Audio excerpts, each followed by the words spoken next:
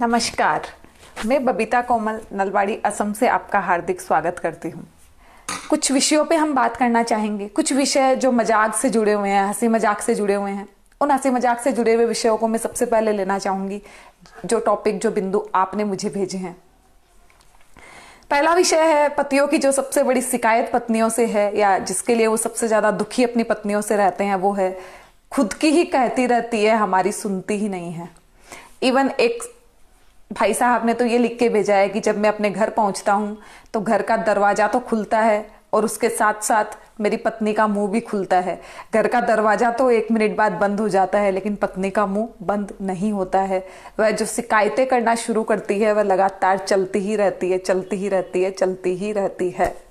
ये शिकायत एक पति महोदय की आई है। न जाने इसमें कितनी सच्चाई है, मैं नहीं जानती, लेकिन ये गुदगुदाती, हंसाती, मुस्कुराती सी शिकायत है, इसलिए मैंने इसे अपने में शामिल कर लिया। हो सकता है कि आपकी भी ये शिकायत हो कि पत्नी बोलती ज्यादा है और सुनती कम है। उसकी शिकायतें इतनी ज्यादा होती है कि वो उन्हें ही ऊपर रखती है। दूसरी शिकायत आई है,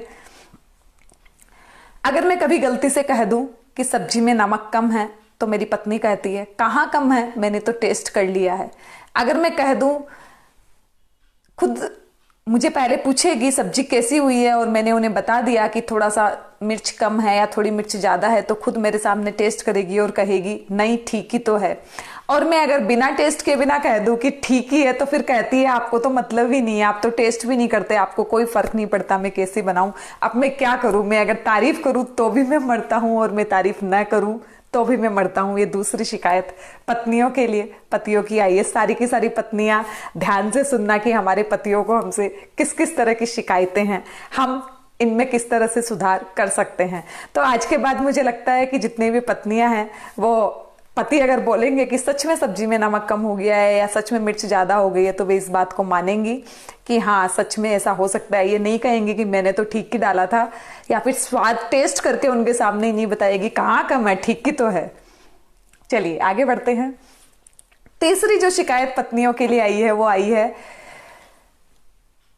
हम हमारी पत्नी की तारीफ कर दें तो भी मरते हैं और तारीफ ना करें तो भी मरते हैं। और वो किस तरह से, जब हम हमारी पत्नियों की तारीफ करते हैं, जैसे कभी हम घर पहुंचे और वो बड़ी खूबसूरत लगती रहती है और हम उनकी तारीफ कर दे तो कहेंगी आपको तो यही सब दिखता है बस, और कुछ तो दिखता नहीं है। 2 दिन से मेरा सर दर्द कर रहा है, मैं उदास थी, आपने मुझे पूछा एक बार भी कि मैं उदास क्यों हूं, आज मैं थोड़ी सी तैयार हो गई तो बस आपको तो यही चाहिए। और अगर कभी पत्नी तैयार हुई है और हम उसकी तरफ न देखें, उसकी तारीफ न करें, तो वही पत्नी उल्टी हमारे ऊपर पड़ जाती है। मैं 2 घंटे से आपके लिए तैयार हुई हूँ, 2 घंटे से सज रही हूँ और आप है कि आपकी मेरे ऊपर नजर ही नहीं जाती। तो यहाँ पे पतियों की शिकायत है कि हम क्या करें, हम उनकी तारीफ करें या ना करें, हमें समझ ही नहीं आता है। तीसरी अगली जो पतियों की शिकायत है वो ये है कि हमारी पत्नियां जाती कहीं नहीं है, रहती घर पे ही है, लेकिन हर झगड़े में, हर बात में, हर लड़ाई में उनकी शिकायत होती है कि मैं तो बच्चों के लिए यहाँ टिकी हुई हूँ, वरना कभी का ये घर छोड़ के जा चुकी होती। ना जाने उन्हें हमसे कितनी तकलीफ होती है कि वो हमारे बच्चों के लिए हमारे साथ रुकना चाहती है। ये भी एक शिकायत पतियों की तरफ से आई है।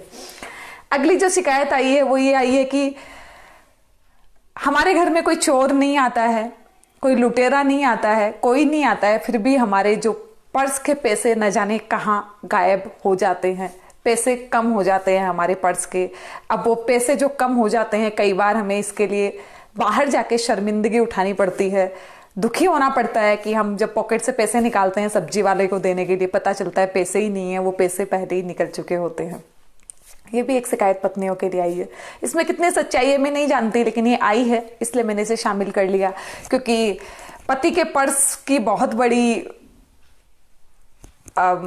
उसके पैसे चुराने वाली के रूप में पत्नी का नाम आता है, इसलिए मैंने इस शिकायत को ले लिया है। अभी मजाक भी हो सकती है और ये सीरियस मुद्दा भी हो सकता है।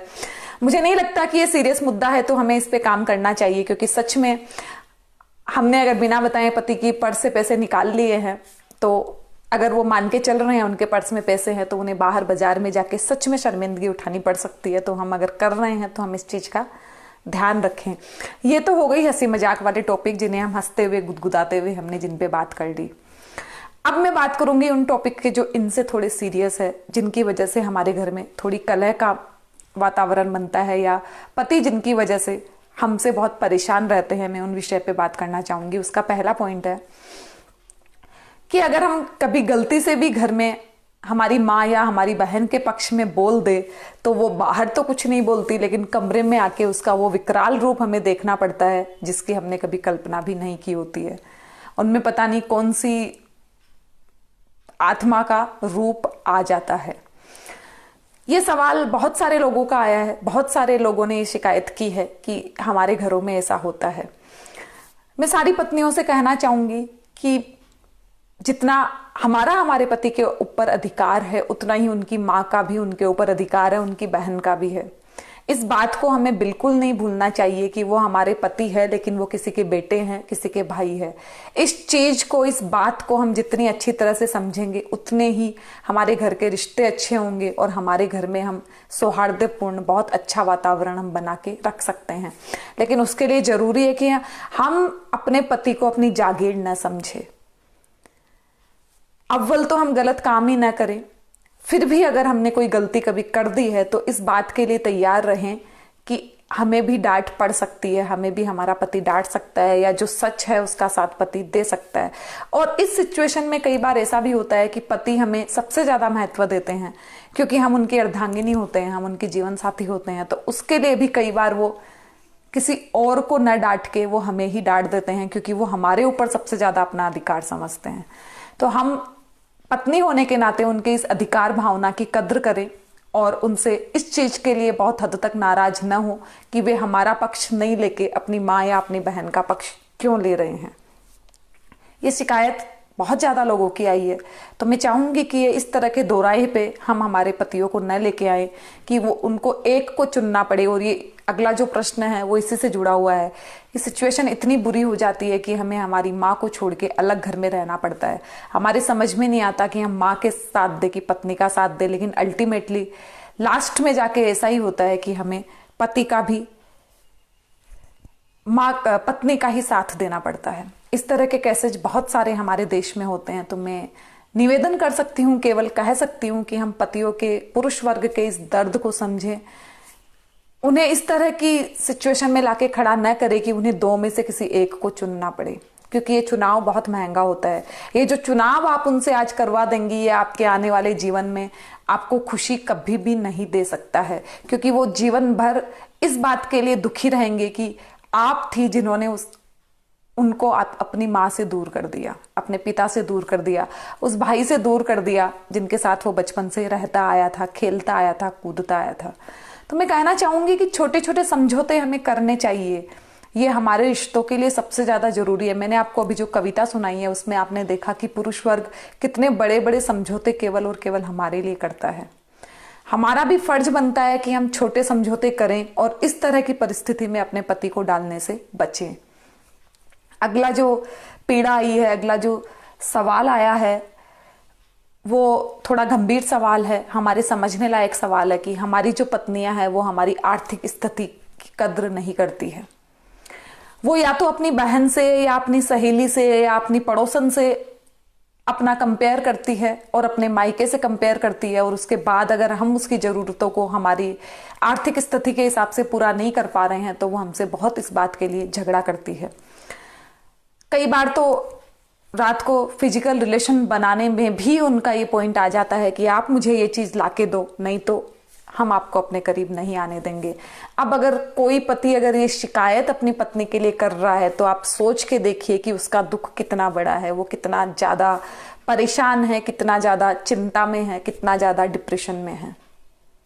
एक महिला होके अगर हम इस तरह का काम अपने पति के साथ कर रहे हैं तो मुझे लगता है कि इससे ज्यादा बुरी बात, इससे ज्यादा सोचनीय, दयनीय बात स्त्री जाति के लिए और कुछ हो नहीं सकती है। अगर हम इस तरह की चीज के लिए, शारीरिक संबंध बनाने के लिए अगर हम ये शर्त रख रहे हैं तो हमारे में, और माफ कीजिएगा, उन लोगों में कोई फर्क नहीं रह जाता है जो सच में इस तरह का काम करके ही पैसे कमा रही है।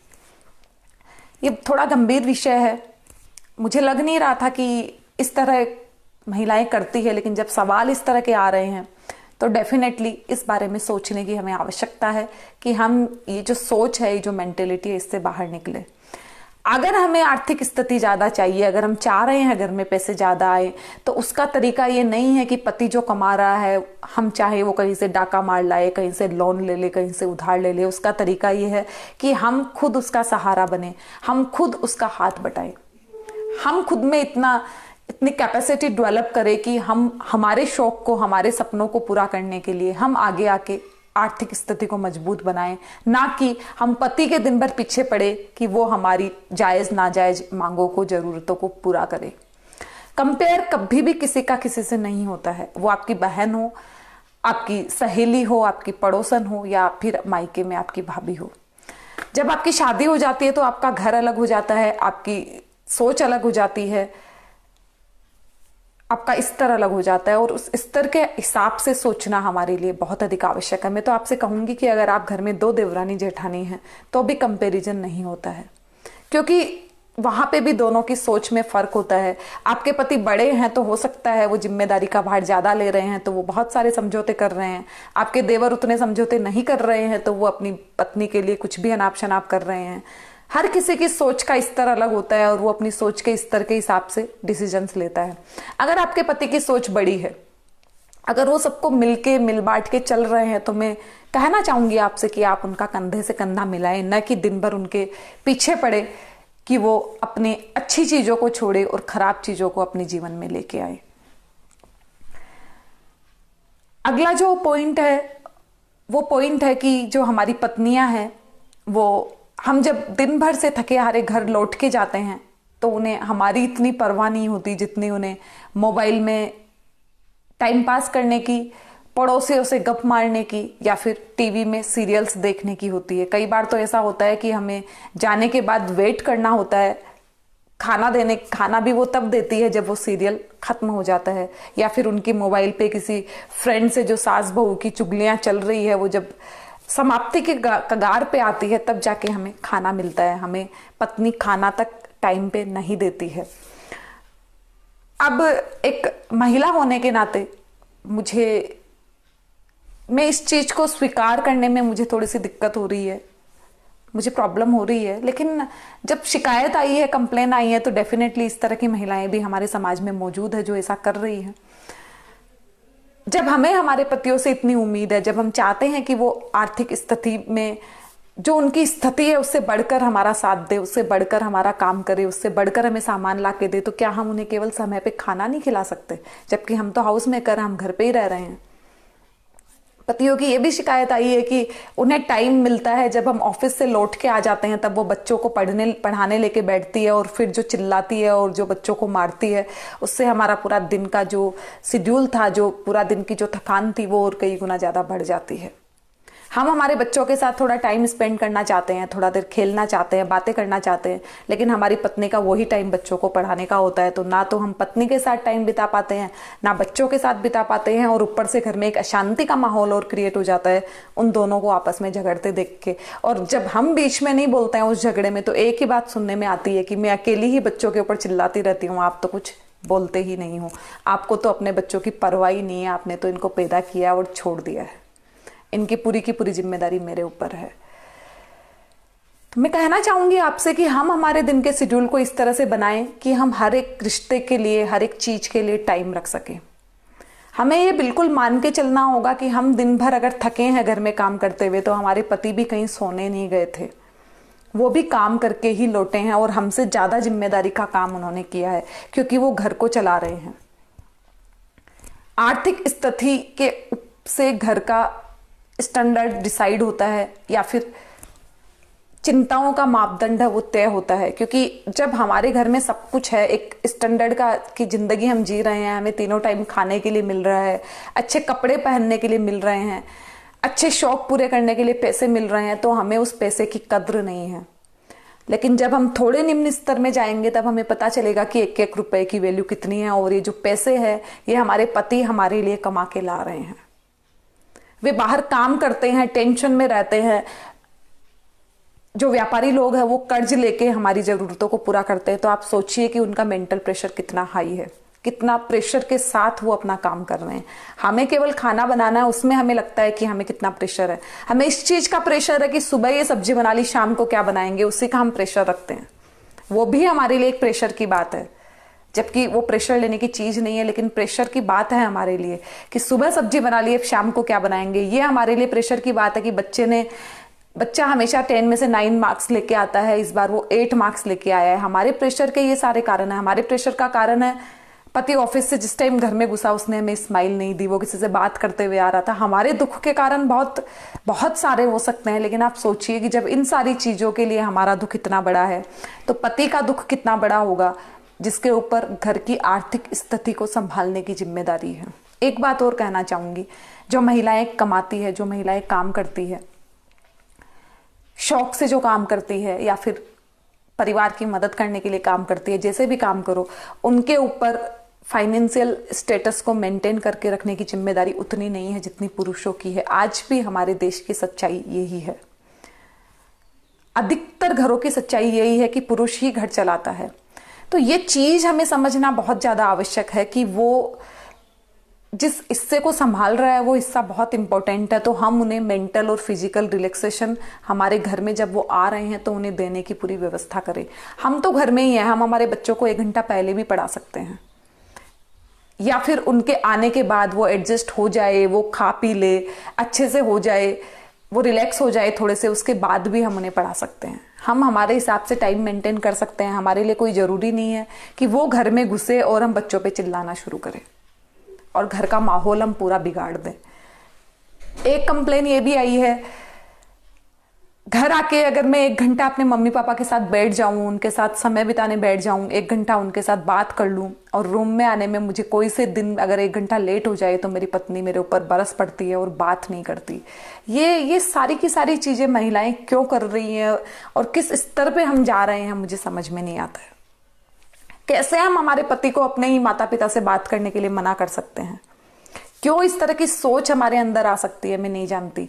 और अगर आ रही है तो हमें उससे बचना चाहिए, क्योंकि जिस माँ ने आपके पति को पाल पोस के बड़ा किया है, वो माँ अब इस उम्र में आके आपके 2 साल 5 साल 7 साल बाद आपके खिलाफ आपके पति को अब क्या भड़काएगी?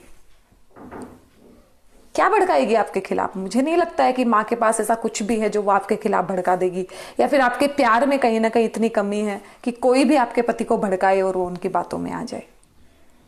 अब ये एक्सट्रीम केस है कि आपकी सास ही खराब है, वो चाहती ही है कि बेटे का रिश्ता टूट जाए। ये एक्सट्रीम केस है, मैं इसकी बात नहीं कर रही हूं, मैं आम केसेज की बात कर रही हूं, जहां पे कोई भी सास अपने बेटे से तो कम से कम इतनी नफरत नहीं करती है, बहू से करती होगी, बेटे से नहीं करती है कि वो उसका घर ही तोड़ दे। किसी एक्सट्रीम केस में ऐसा हो, अलग बात है।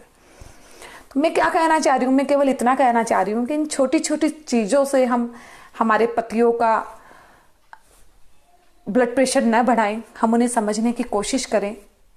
हम उन्हें समझेंगे तो हम उनसे उम्मीद कर सकते हैं कि वो भी हमें समझेंगे। अगला जो पॉइंट है,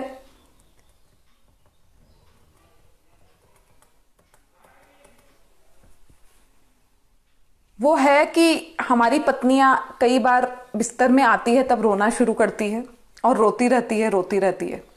उनसे बार बार पूछो कि क्यों रो रही हो तो पहले तो कारण नहीं बताती, और फिर हम इतने थके हुए रहते हैं कि हमें नींद आ जाती है, और जब नींद आ जाती है तब उनका गुस्सा फटता है कि मैं 1 घंटे से रो रही हूं और तुम्हें कोई मतलब नहीं है, तुम्हें कोई फर्क ही नहीं पड़ता, तुम घोड़े बेच के सो गए।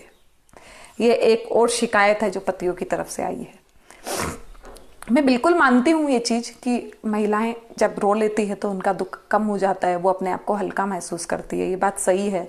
और पति से इतने क्लोज हम होते हैं, इतने जुड़े हुए होते हैं कि उनके सामने हमारे आंसू निकल पड़ते हैं, क्योंकि उनके सामने हम खुद को कमजोर दिखा सकते हैं।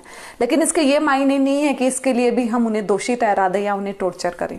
हमें चाहिए कि हम उन्हें बता दें कि हम क्यों रो रहे हैं, और नहीं बता सकते हैं क्योंकि हमें पता ही नहीं होता कई बार कि हम रो क्यों रहे हैं, तो कम से कम ये शिकायत पतियों से ना करें कि हम रोते रोते सो गए, हम रो रहे थे और आप तो सो गए, आपको कोई मतलब ही नहीं, कोई फर्क ही नहीं पड़ता। आधी बार से ज्यादा तो ऐसा होता है कि पति ऑफिस चले जाते हैं, कुछ छोटी सी बात हुई होती है सुबह, कुछ भी, या तो पति ने जोर से बोल दिया होता है, कुछ कह दिया होता है, पति ऑफिस चले गए, उन्हें याद नहीं था सुबह क्या हुआ। वो जब शाम को लौट के आते हैं तो पत्नी का मुंह उतरा हुआ होता है, चेहरा उतरा हुआ होता है। तब पति पूछते हैं क्या हुआ, तो पत्नी बोलती है ओ तुमको तो याद भी नहीं है क्या हुआ, तुम्हें तो मेरी बिल्कुल परवाह नहीं है। और सच में बात इतनी छोटी सी होती है कि पति भूल जाते हैं। पत्नियों की याददाश्त इन सारी चीजों में इतनी तेज होने का कारण एक ये भी है, इस याददाश्त से जुड़ा हुआ ये अगला प्रश्न है जिसमें एक पतिदेव ने कहा है, बबीता जी पत्नी माफ तो कर देती है, अगर हमने भी कोई बड़ी गलती कर दी है तो वो हमें माफ कर देगी, बड़ी से बड़ी गलती वो हमारी माफ कर देती है, वो सब कुछ कर देती है, बहुत हमारा ख्याल रखती है, सब कुछ करती है, लेकिन सबसे बड़ी प्रॉब्लम तब जाके आती है जब कोई छोटी सी भी गलती हो जाए, छोटा सा भी झगड़ा हो जाए तो पिछले 20 साल में जितनी मैंने गलतियां की है वो डेट और टाइम के साथ साथ सारी की सारी पूरा का पूरा इतिहास मेरे सामने उड़ेल दिया जाता है, जिसमें मुझे एक भी किस्सा, एक भी कहानी याद नहीं होती है। अब ये जो इतनी तेज याददाश्त पत्नियों की है उसका मैं कहूंगी कि वो सकारात्मक इस्तेमाल करें, वो किन्हीं अच्छी चीजों को याद रखें, गलतियों को याद ना रखें। जहां वो सारी की सारी गलतियां उड़ेल रही है एक दिन में एक साथ अपने पतियों की, मैं चाहूंगी कि पतियों ने पिछले बीते हुए दौर में जितना अच्छा किया है उस याददाश्त को भी वो बना के रखे और उसे भी अपनी पतियों के सामने दोहराए, तो पतियों को पता चले कि हमारी पत्नियां हमसे इतना प्यार करती है और उनके अच्छे वाले पक्ष को भी इन्होंने अपनी मेमोरी में संभाल के रखा हुआ है। ये शिकायत आई है और मुझे हंसी भी आ रही है, दुख भी हो रहा है, गुस्सा भी आ रहा है, सारी मिलीजुली प्रतिक्रियाएं हैं, क्योंकि ये इस तरह की प्रतिक्रियाएं हैं जिनको पढ़ के हंसी भी आती है और तकलीफ भी होती है कि सच में हम पुरुषों को इतनी तकलीफ दे रहे हैं। हम महिलाएं जो अपने आप को बहुत संवेदनशील मानती है, ये मानती है कि जुल्म तो सारा हमारे ही ऊपर हो रहा है, कष्ट में तो हम ही हैं क्योंकि पुरुष प्रधान समाज है, लेकिन हम कष्ट में होके भी जिनका समाज है, जिनके लिए समाज को जाना जाता है, उनको हम इतना कष्ट दे रहे हैं एक पति के रूप में। अगला जो प्रश्न आया है वो थोड़ा तकलीफ देह है, थोड़ा टॉर्चर करने वाले जैसा है, जो पत्नियां अक्सर करती है। और ये प्रश्न है कि जॉइंट फैमिली में रहने के कारण कई बार ऐसा होता है कि हम पति की हर एक डिमांड को पूरी नहीं कर पाते हैं, क्योंकि हमें परिवार को देखना होता है, हर एक रिश्ते को लेके चलना पड़ता है और वहां पत्नी की ये प्रेशर होता है, ये डिमांड होती है कि आप मुझे पैसे दो, मैं अपने मायके से सामान लेके आऊंगी और मायके का बताऊंगी, यहाँ से पैसे लेके जाऊंगी, मायके से लेके आऊंगी और यहाँ का बताऊंगी। तो हमारे आदर्श को उस समय बहुत चोट पहुंचती है जब हमें हमारी पत्नियों के लिए इस तरह का काम करना होता है। तो मैं सारी पत्नियों से कहना चाहूंगी कि आप एक नया सिस्टम अपने घर में शुरू करें। इस तरह की चीज से बचने का सबसे अच्छा सोल्यूशन ये है, आप थोड़ा सा अपना दिल बड़ा रखें। जो पैसे आप अपने लिए अपने पति से मांग रही है अपनी पसंद की चीज लाने में, कहूंगी कि उस पैसे को आप डिवाइड कर ले। आपके घर में आपकी सास है, आपकी देरानी है या कोई भी है, उन सब में आप बराबर पैसे आप उतने ही लो और पूरे परिवार के लिए सामान लेके आए। तो मुझे नहीं लगता है कि आपके पति को भी आपत्ति होगी या आपके ससुराल वालों को भी आपत्ति होगी, क्योंकि जो सामान आएगा वो सबके लिए आएगा, तो आपके भी शौक पूरे हो जाएंगे, भले थोड़े कम हो सकता है आप 10,000 की साड़ी लाने वाली थी, आप 10,000 की न लाके 3,000 की ला सकती है, 4,000 की ला सकती है और बाकी जितने पैसे बच रहे हैं उसमें अपनी सास और अपनी दोरानी है, जो भी आपके घर के मेंबर है उनके लिए ला सकती है। ऐसा करने से आपके शौक भी कुछ हद तक पूरे हो जाएंगे और आपके पति को जो एक मेंटल गिल्ट जो आएगा उससे भी वो बच जाएगा और आप भी बचेंगी, क्योंकि झूठ के ऊपर जिंदगी नहीं चलती है। और मैं तो हमेशा निवेदन करती हूँ कि इस तरह के झूठ सच से हमें रिश्तों को नहीं चलाना चाहिए।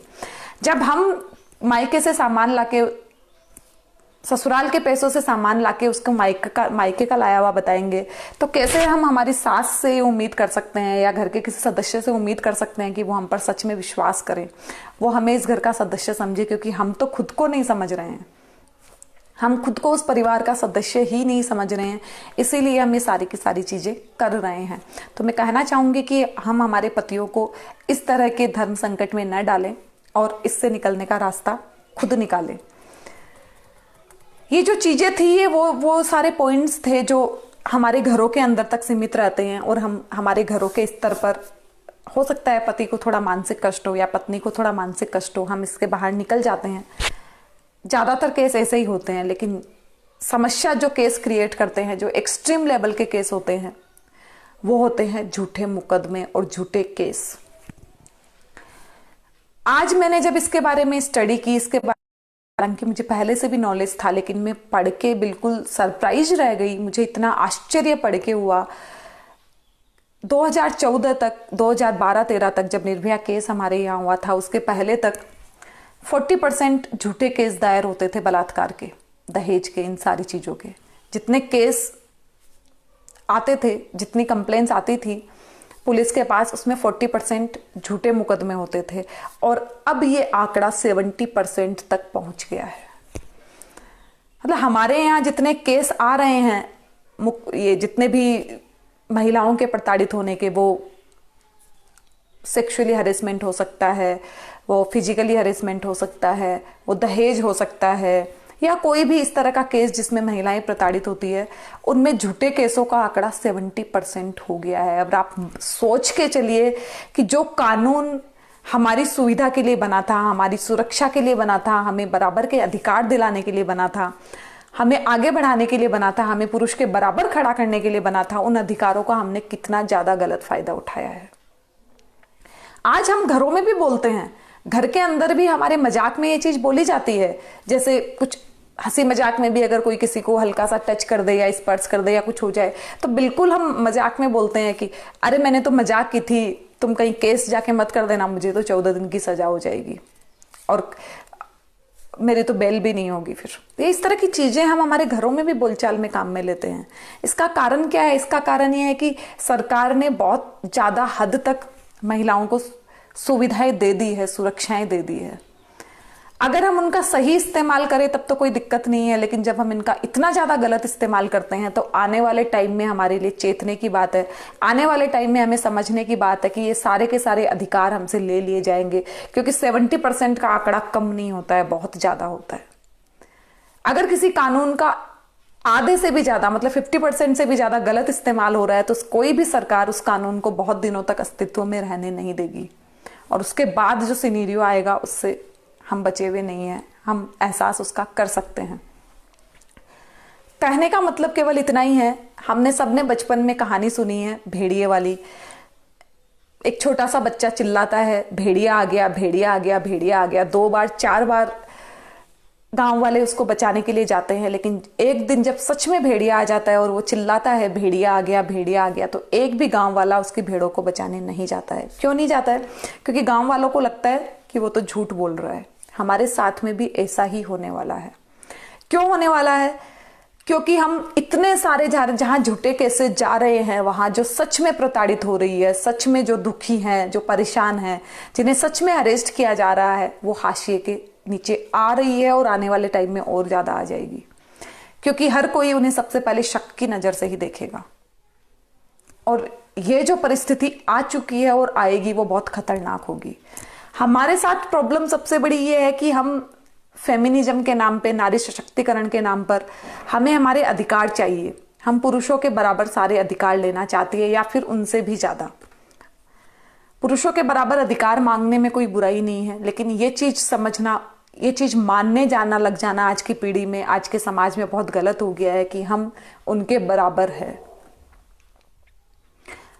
कोई भी किसी के बराबर कैसे हो सकता है? ये दो चीजें हैं, एक पुरुष है, एक स्त्री है। इनकी बनावट अलग है, इनकी सोच अलग है, क्योंकि ये दोनों जब आपस में मिलते हैं तो संपूर्ण होते हैं। अब अगर ये दोनों अगर एक जैसे हो जाएंगे तो फिर संपूर्ण कैसे होंगे? 2 एक जैसे लोग कभी भी संपूर्ण नहीं हो सकते हैं। चाकी के 2 पार्ट होते हैं, दोनों की बनावट अलग तरह से होती है, उनको कुछ अलग तरह से बनाया हुआ होता है। एक टिका हुआ रहता है और एक घूमता है, तब जाके उसमें से दाल पीसी जाती है, गेहूं अनाज पीसा जाता है। अगर दोनों ही चलने लग जाए तो वो पीसे नहीं जा सकते, वो कुछ भी प्रोडक्ट के रूप में हमें दे नहीं पाएंगे। ये 2 अलग है, ये 2 अलग होने से ये एक बनते हैं, और ये चीज हमें समझना बहुत जरूरी है। हम ये चीज समझते नहीं है। आज नारी सशक्तिकरण के नाम पर हमें सारे अधिकार चाहिए, हमें सब कुछ पुरुष की बराबरी के लिए चाहिए, और पुरुष की बराबरी के लिए चाहने में भी हमारे मन में खोट है। और वो हमारे मन में खोट इस तरह से है, किसी भी बस में हम सफर कर रहे हैं, गाड़ी में, ट्रेन में सफर कर रहे हैं, पुरुष सीट पे बैठे हैं, महिलाएं खड़ी है, तो महिला खुद अपने दिमाग में ये चीज ले आती है, खुद उसकी सोच ये हो जाती है कि देखो ये एक महिला इसके सामने खड़ी है, इसको दिख नहीं रही और ये नीचे बैठा है।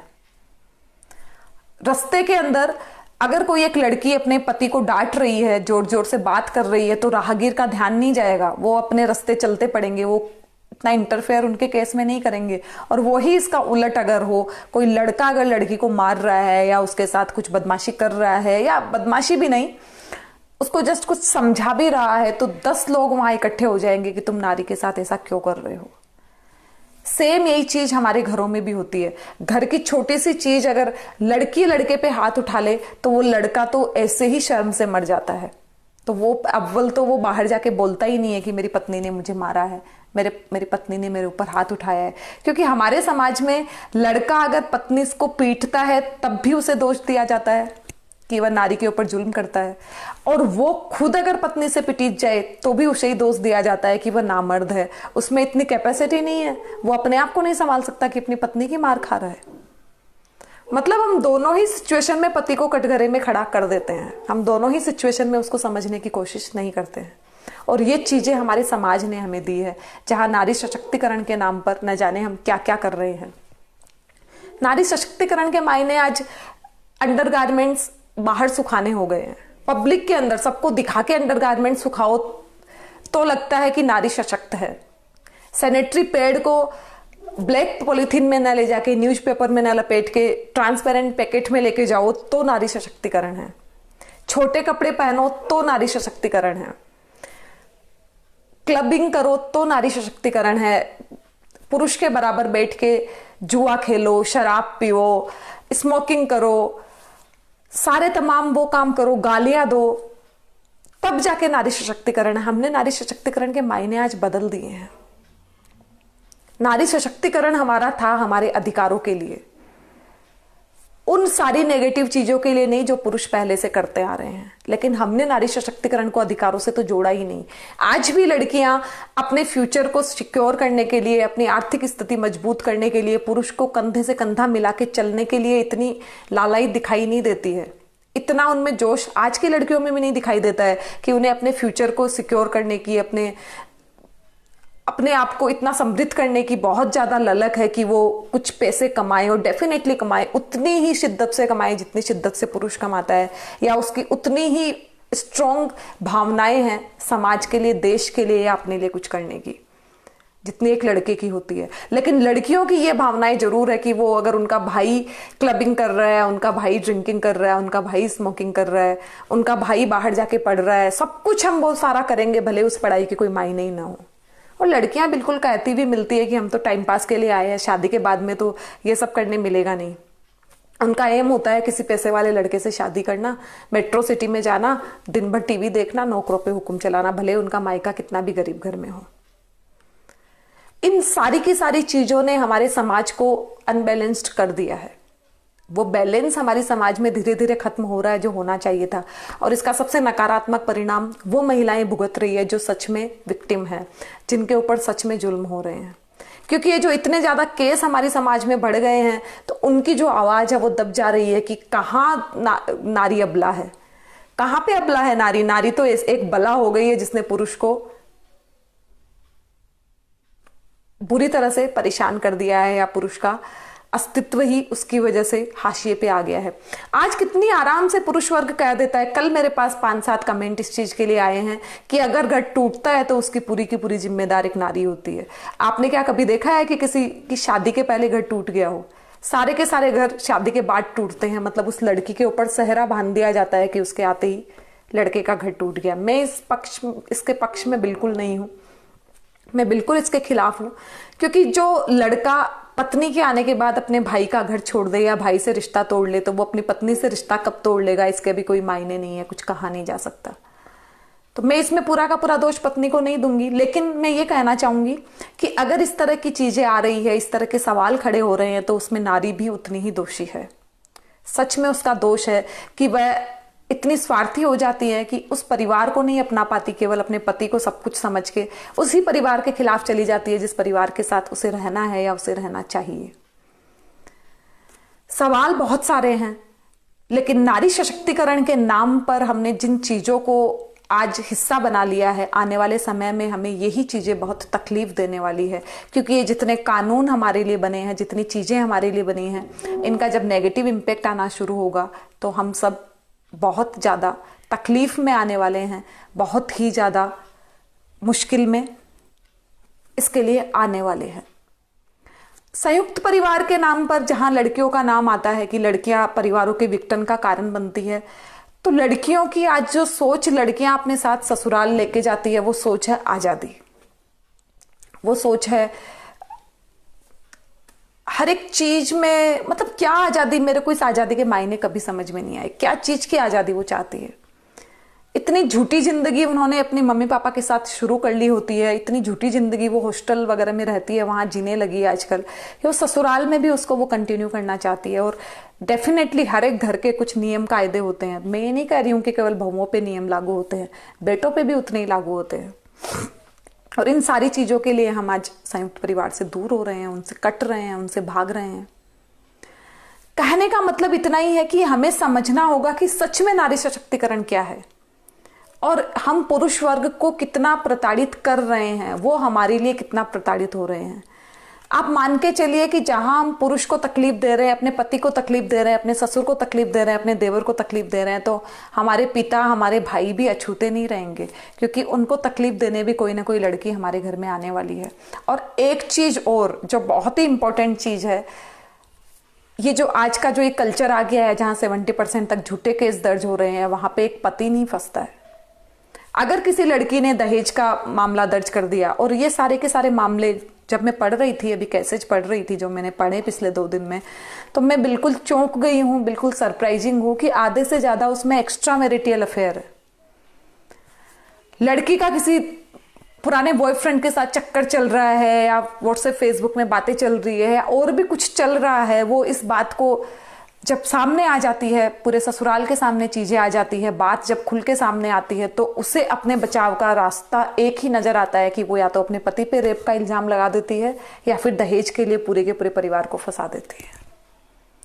और अब आप सोचिए कि जिस आदमी ने जो काम नहीं किया, उसने रेप नहीं किया कभी भी, ससुराल वालों ने कभी दहेज की मांग नहीं की, कभी उसे प्रताड़ित नहीं किया, उसकी हर एक सही गलत चीज में उसका साथ दिया, और वही लड़की जब एक दिन उनको फंसा देती है, उनका मेंटल स्टेटस क्या होगा, वो कितनी बड़ी मानसिक पीड़ा से गुजरेंगे। उस पीड़ा को अगर हम केवल सोचे तो वो कितनी भयावह लगती है, लेकिन आज ऐसा हो रहा है। और इस तरह के केसेज में पतियों ने तो आत्महत्या की है, बहुत सारे ने, बहनों ने, जो बहन 17-18 साल की होती है, उस बहन ने आत्महत्या कर ली है उस डर से कि अब समाज वाले उन्हें क्या बोलेंगे, क्योंकि हमारी समाज में लड़कों की आज भी कोई नहीं सुनता है। एक लड़की के केवल बोलने की देर है कि उसने मेरे साथ रेप किया है, एक लड़की के केवल बोलने की देर है कि उस लड़के ने मेरे ऊपर हाथ उठाया है, मेरे ऊपर शारीरिक अत्याचार किया है, और बस बोलने के साथ साथ तो कोई सुनने वाला ही नहीं है। यहां तक कि अगर कोर्ट में भी जाया जाए, लड़का अगर निर्दोष भी होगा तो उसे इतने रिश्वत के पैसे देने पड़ेंगे, और उसकी इज्जत समाज में जो जाएगी वो तो जाएगी ही। मतलब हर एक तरह से लड़के को हम फंसा देते हैं। शादी के बाद अगर लड़की की गलती है तो भी उसे, शादी क्या हो गई, एक फेरों के बंधन में क्या बंध गए, उसे बिल्कुल लाइफ टाइम के लिए उसे पैसे देने हैं, या और भी जो भी प्रोसेस कानून की है, जिनके जरिए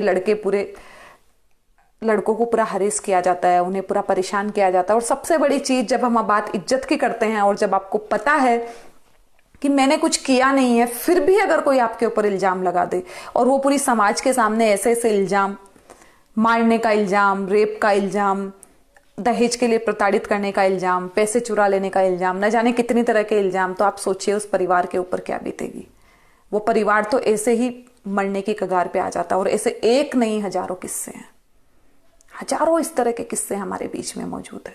और फिर हम कहते हैं कि हम प्रताड़ित हैं। मैं ये नहीं कह रही हूं कि प्रताड़ित नहीं है, मैंने शुरू में ही कहा था कि हम केवल एक पक्ष की बात करेंगे। आज हम केवल पुरुषों के दर्द को महसूस करने की कोशिश करेंगे, जो हम उन्हें दे रहे हैं, या जिस वजह से वो परेशान हो रहे हैं।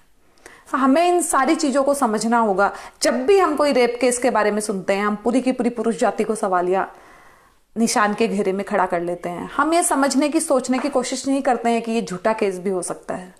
कुछ दिन पहले हैदराबाद में केस हुआ था डॉक्टर के साथ, दूसरे दिन एनकाउंटर के अंदर दोषियों को मार दिया गया। अब 2 दिन में किस तरह से कोई इस नतीजे पे पहुंच सकता है कि सच में वो विक्टिम थी वो लड़की की नहीं थी, वो लोग दोषी थे कि नहीं थे, कोई नहीं जानता इस बात को। क्या सच था, क्या झूठ था, जब जांच ही नहीं हुई, कुछ रिजल्ट ही नहीं आया, तो कैसे पता चल सकता है। और जहां तक आज के जमाने में रेप के केसेस जो होते हैं, लड़की लड़के एक दूसरे के साथ संबंध बनाते हैं अपनी मर्जी से। जो कुछ किस्से होते हैं, मैं हर एक किस्से की बात नहीं कर रही हूँ, कुछ किस्सों की बात कर रही हूँ। अपनी मर्जी से वो संबंध बनाते हैं। संबंध बनाने के बाद जब घर वालों को पता चल जाता है कि ऐसा ऐसा संबंध लड़की लड़कों ने बनाया है और वो लड़की को अपने इन्फ्लुएंस में लेने में वापस कामयाब हो जाते हैं, लड़का जिद करता है कि मुझे इसी से शादी करनी है या हम बहुत दिन से एक साथ है, तो उसी लड़के को वो रेप के केस में फंसा देते हैं। ऐसे 8-10 से भी ऊपर मैंने केसेज आज देखे हैं। इससे भी ज्यादा केसेज मैंने आज देखे हैं। तो ये ऐसे केसेज, मैं ये नहीं कह रही हूं कि ये हर किसी के साथ हो रहा है, मैं ये भी नहीं कहना चाहती हूं कि रेप केसेज सारे झूठे होते हैं। मैं किसी भी एक चीज की बात नहीं कर रही हूं, मैं केवल उतनी ही बात कर रही हूं जो होता है। वो 10% भी हो रहा है, 15% भी हो रहा है, तो मैं उसी 10-15% की ही बात कर रही हूँ। इस बात को आप ध्यान रखिएगा। मैं हर एक पुरुष, हर एक स्त्री को कटघरे में खड़ा नहीं कर रही कि वो हर पुरुष के ऊपर या किसी भी पुरुष के ऊपर रेप का इल्जाम लगा देती है। जो कर रहे हैं मैं उन्हीं की बात कर रही हूँ। और एक मछली सारे तालाब को गंदा करती है। जब इस तरह की चीजें हो रही है तो महिलाएं कटघरे में खड़ी हो रही है। एक बहू ने अपनी सास को प्रताड़ित किया, एक बहू ने अपनी सास को पीटा, लेकिन वो एक बहू दुनिया की सारी बहुओं को कटघरे में खड़ा करती है। एक बेटी घर से भाग के जाती है, एक बेटी अपने माँ बाप की इज्जत को डुबोती है, लेकिन दुनिया की सारी बेटियां कटघरे में खड़ी होती है। एक आदमी अपनी पत्नी को प्रताड़ित करता है, एक आदमी अपनी पत्नी को शारीरिक और मानसिक अत्याचार करता है, लेकिन उसकी जाति से जुड़े हुए, उसके धर्म से जुड़े हुए या उसके नगर से, उसके राज्य से, उसके देश से जुड़े हुए सारे लोग कटघरे में खड़े होते हैं। तो फिर जब हर एक जगह ये फॉर्मूला लागू होता है तो हमारे ऊपर क्यों नहीं होगा? हम में से ही अगर कुछ लोग ऐसा कर रही हैं और जब पूरी की पूरी पीढ़ी को, पूरी की पूरी जाति को खड़ा किया जा रहा है, क्या गलत किया जा रहा है? आज मैं अगर महिलाओं के पक्ष में कुछ बोलती हूँ और एक नहीं 10 कमेंट ऐसे आते हैं कि आप केवल एक पक्ष की बात करती हो, दूसरे पक्ष की भी बात करो। आज भी महिलाएं कहेंगी कि मैं केवल एक पक्ष की बात कर रही हूँ। मैं एक पक्ष की बात नहीं कर रही हूँ, मैं केवल उस पार्ट की बात कर रही हूँ जहां पे ऐसा हो रहा है, और इसे समझना हमारे लिए बहुत जरूरी है। एक बात और कहना चाहूंगी अंत में। जो शुरुआत में हम गुदगुदाते हुए, हंसते मुस्कुराते हुए हमने जो पॉइंट्स शुरू किए थे, वो आगे जाके थोड़े से गंभीर हुए और लास्ट में जाके तो वो ऐसे हो गए कि पुलिस केस और इस तरह की चीजों की वजह से हमने पुरुष को बहुत ही बड़ी मुसीबत में डाल दिया। मैं कहना चाहूंगी शुरुआत की जो चीजें हैं वो तो हमारी जिंदगी में हंसते मुस्कुराने के लिए, एक दूसरे से नोकझोंक करने के लिए आवश्यक चीजें हैं, वो हम करते रहें या उनमें थोड़ा 19-20 करके हम सुधार कर लें, कोई आपत्ति नहीं है। उसके बाद वाली जो चीजें हैं थोड़ी सी उन पे हम थोड़ा काम करें, क्योंकि घर में जो माहौल उन चीजों के लिए बिगड़ता है वो हम न होने दें, हम समझने की कोशिश करें। ये जो अंत वाली जो चीजें हैं, मैं उम्मीद करूंगी कि जितने लोग मुझे सुन रहे हैं शायद एक भी इसमें भागीदार नहीं है। मुझे ऐसा लगता है कि जो मुझे सुन रहे हैं, जो मुझसे जुड़े हुए हैं, वो शायद महिलाएं इस निम्न स्तर की नहीं है कि वो इस तरह के काम करती होगी या इस तरह की चीजों से जुड़ी होगी, ये मुझे पूरा विश्वास है। लेकिन जो लोग हैं इन चीजों से जुड़े हुए, जो सच में ऐसा कर रहे हैं या जो ऐसा करने की सोच रहे हैं, एक नया कंसेप्ट और हमारे यहाँ पे आजकल आया है। आजकल लड़की लड़कों की शादी के बाद बनती नहीं है। बहुत सारे, मेरे पास भी 2-3 केस स्टडी ऐसे आई है, उनकी बनती नहीं है, और जब बनती नहीं है वो अलग होना चाहते हैं। अब जब वो अलग होना चाहते हैं तो लड़की के मम्मी पापा को वो एक सुनहरा अवसर की तरह वो उसको लेने लगे हैं, और वो सुनहरा अवसर ऐसा है, हमने जो शादी में जितने पैसे हमने लगाए थे वो सारे पैसे हम लड़के वालों से वसूलेंगे। अब उस पैसे में वो टेंट का पैसा भी जोड़ते हैं, खाने पीने का पैसा भी जोड़ते हैं, अपने ऊपर जो शादी के नाम पे उन्होंने खर्च किया वो पैसा भी जोड़ते हैं, और वो सब कुछ अपने लड़के वालों के ऊपर ढालना चाहते हैं। मैं कहना चाहती हूँ कि ऐसी परंपरा क्यों आ गई है हमारे यहाँ? क्या लड़के वालों के पैसे खर्च नहीं हुए? दोनों की आपस में मन नहीं बन रही है, दोनों का म्यूचुअल डिसीजन है। आपने जो दहेज दिया, आपने जो गहने दिए, जो कपड़े दिए, वो आप वापस ले सकते हो, लेकिन आपने शादी में जो खर्च किया वो आप लड़के वालों से वापस लेना चाहते हो। ये किस तरह से पॉसिबल हो सकता है? बहुत सारे केसेस जैसे आते हैं, लड़की वाले कहते हैं हमें इसकी दोबारा भी तो शादी करनी है, तो हम पैसे कहां से लाएंगे, हम तो एक बार कर चुके हैं, तो वो जो पैसे देंगे उसी से तो हम करेंगे। तो ये चीज लड़के वालों पे भी तो लागू होती है, उन्हें भी तो अपने बेटे की दूसरी शादी करनी है। एक तो वो उसकी शादी में पहले ही खर्च कर चुके, एक वो अब आपको और उतने पैसे देंगे, और तीसरा फिर वो अपने बेटे की दोबारा शादी करेंगे। वो कोई बैंक तो नहीं है। उन्होंने अगर कोई गलती की है तो अलग बात है, लेकिन जब दोनों की म्यूचुअल अंडरस्टैंडिंग है, दोनों ही चाहते हैं कि एक दूसरे से अलग हो जाना चाहते हैं, दोनों की नहीं बन रही है, कोई भी कारण रहा हो, उसमें भी अगर हम उन्हें कटघरे में खड़ा करें तो मुझे नहीं लगता कि ये हम सही कर रहे हैं। हमें इस तरह की चीजों से बचना चाहिए। एक बार फिर कहना चाहूंगी कि कोई भी महिलाएं इसे पर्सनल अपने ऊपर ना लें और प्लीज मुझे इस तरह का कोई भी मैसेंजर में कमेंट ना करें, और अगर आप करेंगे भी तो भी मैं आपको उसका रिप्लाई नहीं दूंगी, क्योंकि आप बहुत लंबे लंबे कमेंट मुझे करते हैं जिनका कोई ना टांग होती है ना पूंछ होती है। इसलिए नहीं होती क्योंकि आप उसे अपने आप से जोड़ लेते हैं। मैं हमेशा एक बात कहती हूं, आज फिर कहूंगी, आप अगर सही है तो अगर कोई गलत कह रहा है तो उसको आपको नजरअंदाज ऐसे ही कर देना चाहिए, क्योंकि आपने वो किया नहीं है तो आपको परवाह क्यों। और अगर आप गलत है तो आपको चिढ़ना नहीं चाहिए, क्योंकि आप गलत है, और जब आप गलत है तब कोई आपको गलत बता रहा है। आप सही है तो आपको कोई गलत, दुनिया की कोई ताकत नहीं ठहरा सकती है। कोई बोल रहा है, वो एक नॉर्मल चीज पे बोल रहा है, उसे बोलने दें, आप अपने ऊपर उसको न लें। और आप गलत है तो आपको तो ऑब्जेक्शन करने का अधिकार ही नहीं है, क्योंकि आपने सच में वो गलती की है, तो वैसे आप बोलने लायक नहीं बचते हैं। तो मैं कहना चाहूंगी कि अपने ऊपर लेके, हाँ कोई बात आपको शेयर करनी है, कुछ बात आपको बतानी है, मोस्ट वेलकम, आप बताइए, आप शेयर कीजिए, मैं जवाब दूंगी।